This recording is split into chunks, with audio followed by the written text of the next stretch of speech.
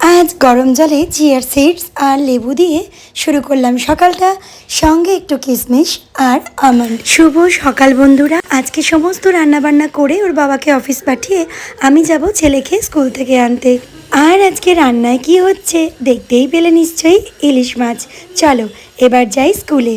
এই যে আজকে স্কুলে প্রচণ্ড ভিড় হয়েছে, কেননা সামনেই রাখি পূর্ণিমা হয়েছে, তাই ম্যামরা আমাদের প্রত্যেকের হাতে রাখি বেঁধে দিয়েছিল। খুবই ভালো লেগেছিল।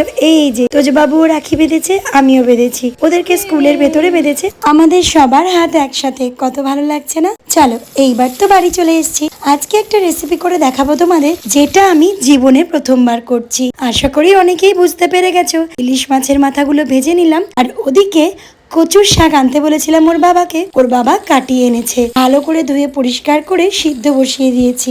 আর এদিকে তেলের মধ্যে শুকনো লঙ্কা, তেজপাতা আর কালো জিরে ফোড়ন দিয়ে সিদ্ধ করে ভালো করে জল ঝরিয়ে নেওয়া কচুর শাকটা দিয়ে দিলাম। দিয়ে একটু হলুদ আর আন্দাজ মতন লবণ দিয়ে খুব ভালো করে নাড়াচাড়া করতে হবে।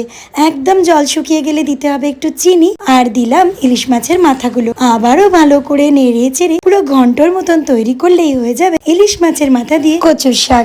বিশ্বাস করো, আমি নিজেও ভাবতে পারিনি প্রথমবারেই এত ভালো বানিয়ে ফেলবো।